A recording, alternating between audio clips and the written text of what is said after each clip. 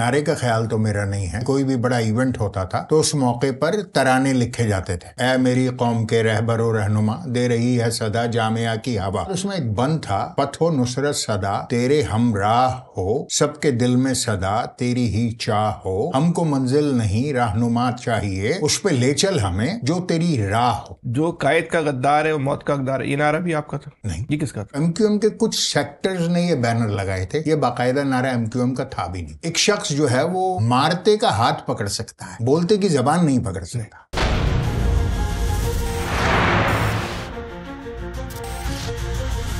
एक नारा एमक्यूएम का था, हमें मंजिल नहीं रहनुमा चाहिए। उस नारे का आपको खालिक कहा जाता है, बल्कि खालिक है, नज़म थी। वो नज़म क्या थी और नारे का ख्याल कैसे आया? देखिए, नारे का ख्याल तो मेरा नहीं है, मगर ये ज़रूर है कि 1991 में ये वो टाइम है कि जब एमक्यूएम का बहुत ज़ोर है कराची में। और एक वक्त ऐसा आया था कि जब इस्लामी जमीयत तलबा ने एपीएमएसओ को उठाकर जामे कराची से तशद्दुद करके बाहर फेंक दिया था। That was back in 1984। उसके बाद एक ऐसा वक्त आया था कि वापस एमक्यूएम की क़यादत बशमूल अल्ताफ़ भाई और दीगर तमाम अज़ीम अहमद तारिक और डॉक्टर इमरान फारूक, ये तमाम लोग जामे कराची वापस आ रहे थे और एक बहुत बड़ा जलसा अनाउंस किया गया था जामे कराची में।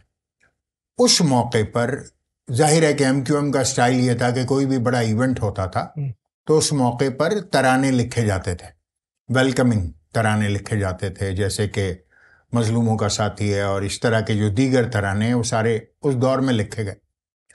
तो एक बहुत बड़ा इवेंट था एमक्यूएम के लिए कि वापस एक मादर इल्मी में वापस आया जा रहा था। तो उसके लिए एक तराना लिखा था, ए मेरी कौम के रहबरो रहनुमा, दे रही है सदा जामिया की हवा। उसमें एक बंद था, वो तराना जितना भी आपको आता मैंने है, वही अर्ज किया ना आपसे कि उसका मैंने आपको मौसीकी की ज़बान में अंतरा तो सुना दिया, ठीक है। अब उसके बाद उसमें एक बंद था, पथो नुसरत सदा तेरे हमराह हो, सबके दिल में सदा तेरी ही चाह हो, हमको मंजिल नहीं रहनुमा चाहिए, उस पे ले चल हमें जो तेरी राह हो। तो वो लिखा गया, रिकॉर्ड हो गया, उसका जो पायलट था वो लोगों को सुना दिया गया, मगर वो इवेंट जामे कराची में नहीं हो सका। तो उसके बाद वो शिफ्ट हुआ जना ग्राउंड में, तो वहां पर ये तराना बजा और उसमें ये लाइन थी।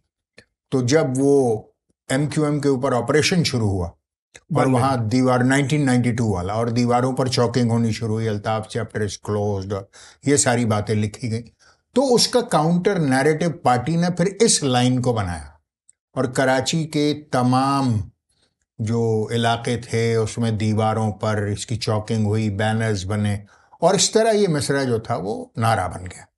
अच्छा, ये एमक्यूएम का नारा बन गया, इस पे आम आदमी ने उस ज़माने में भी जो है ना वो बहुत एतराज़ किया। ये क्या नारा हुआ कि हमें मंजिल नहीं रहनुमा चाहिए, ऐसे रहनुमा का क्या करना जब मंजिल ना हो। एक आम आदमी की राय सामने आई थी, चले वो तो आम आदमी की राय थी, लेकिन अब आज के दौर में नहीं, आम आदमी की तो राय नहीं थी मेरे ख्याल से। उस वक्त जो एमक्यूएम के शदीद तरीन मुखालिफिन थे, सियासी मुखालिफिन, ये एतराज़ उनकी तरफ से आया था, लेकिन आम आदमी की तरफ से नहीं। चल, आज जो है एमक्यूएम के रहनुमा प्रेस कॉन्फ्रेंस करते हैं और वो ये कहते हैं कि ये क्या नारा हुआ। उस वक्त में कुछ दानिश्वर होते थे, उनके जहन की इजाद थी कि हमें मंजिल नहीं रहनुमा चाहिए, और ये नारा जो दानिश्वर थे ये प्रेस कॉन्फ्रेंस में आपके लोगों ने भाई को खुश करने के लिए जो है ना ये दे दिया। ऐसे हमें नारे का क्या, ऐसे मंजिल का कायद का क्या करना मंजिल के बगैर। लोगों के ख्यालात बदलते हैं, फिक्र बदलती है, सोच बदलती है, हालात बदलते हैं और जाहिर है कि फिर इस तरह की चीज़ें सामने आती हैं, तो उसमें ताज्जुब और हैरत की ऐसी कोई बात है नहीं। अब इस नारे को एमक्यूएम नहीं करती। देखिए, मैं अर्ज कर रहा हूँ ना, वो उस वक्त भी नारा एक काउंटर नैरेटिव था, ठीक है, मतलब वो नारा अबादाबाद तक के लिए नहीं था, एक काउंटर नैरेटिव था।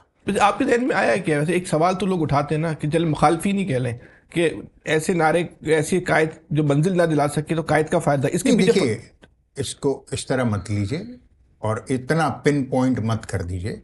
ये तो आप, ये मिसरा लिखा गया सन 91 में, आज 2025 है और एक ऐसे नौजवान ने लिखा था कि जिसकी उम्र 22 साल थी, वो उसके अपने जज्बात थे, और उसको आज़ादी इजहार था उस वक्त मैसर।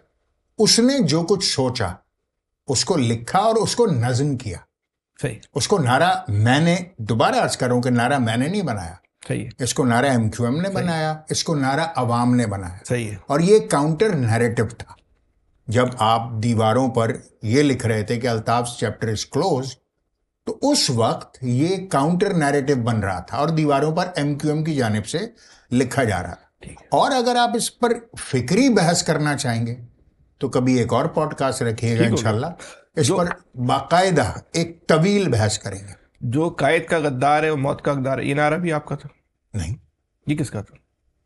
MQM के मुख्तलिफ 2 या 3 सेक्टर्स ऐसे थे कि जिन्होंने 1992 में ऑपरेशन के बाद जब एक बगावत हुई MQM में या लोग MQM से टूट कर चले गए और उन्होंने MQM के ऊपर मुख्तलिफ ऑफिसेज में कब्जे करने शुरू किए, तो MQM के कुछ सेक्टर्स ने ये बैनर लगाए थे।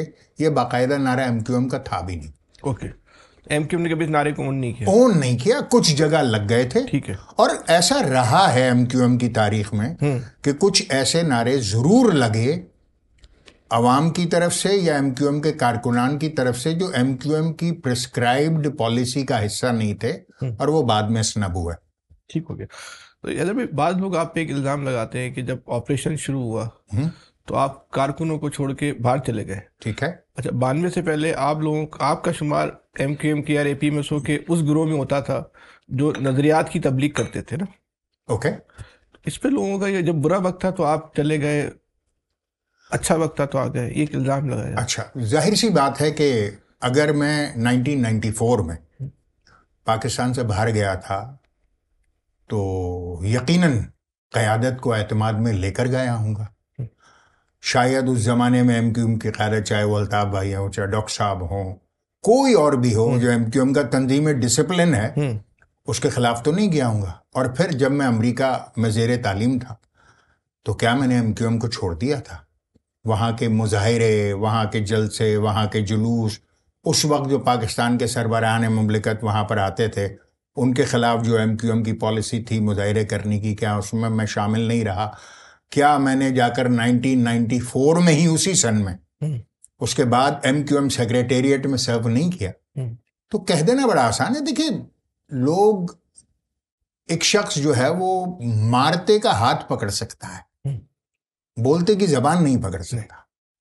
तो बातें तो 100 बातें किसी के बारे में कोई भी कर सकता है, मगर एक दिन की भी मुझे नहीं लगता, मुझे याद नहीं पड़ता कि मेरी सियासी तहरीकी ज़िंदगी में एक दिन की भी डिसकंटिन्यूटी रही हो MQM के साथ।